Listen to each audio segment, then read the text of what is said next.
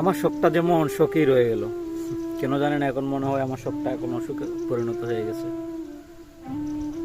শখের বন্ধু বান্ধব, শখের বাংলাদেশ, শখের মামার চায়ের আড্ডার দোকান,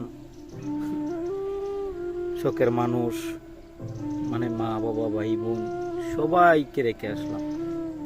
এই টাকার নেশায় পড়ে নিজের শখটাই ভুলে গেছি। ভাই টাকা তো কামাই, সত্যি কথা ভাই, টাকা তো কামাই, কিন্তু নিজে যে একটা শখ পূরণ করবো না, সেটার এখন ভিতরে নাই, ভিতরে থাকে না। কেননা শখটা বাংলাদেশে রাইখে আইছি, এই টাকার নেশায় নিজের ঘুমটারে পর্যন্ত ভুলে গেছি, তো শখরে কি করে মনে রাখুন? এটা সম্ভব না।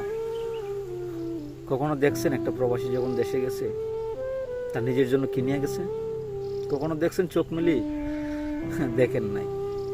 আমি দেখছি কিনিয়া গেছে এই প্রবাস থেকে, যখন একটা প্রবাসী দেশে গেছে আমি দেখছি নিজে, ভাই তার নিজের লাগে একটা শার্ট নিছে, একটা প্যান্ট নিছে, আরে ব্যাস, আর কিছু না।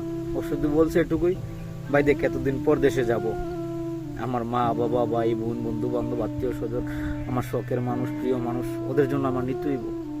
আমি বললাম রে ভাই, ওদের জন্য তুই লাখ লাখ টাকা শপিং করলি, তোর লাগে কি নিলি? আরে মিয়া কি নিমু, কিছু নেওয়ার লাগবো না, ওদেরকে দেখবো, এটাই আমার কাছে সবকিছু। ভাই ওরা নিজের শখ ভুল্লা যায়, একটা প্রবাসী নিজের শখ ভুল্লা যায়, কাম কাম করতে করতে না ও সবকিছু ভুল্লা গেছে। এখন শখটা এমন অসুখে পরিণত হয়েছে, কারো কইতে পারব না। আর ভাই শখ কইরা তো দেশ ছাড়ছি, এখন আর শখ কইরা দেশে যাইতে পারি না।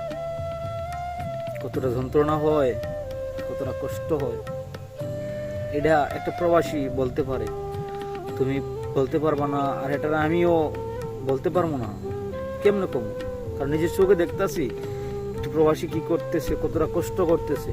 তো আমি আর তারে এখানে কি ঝাঁজ করব? আমার ঝাঁজ করার মতো কিচ্ছু নাই, আমার ঝাঁজ করার মতো সামর্থ্যই নেই তারে।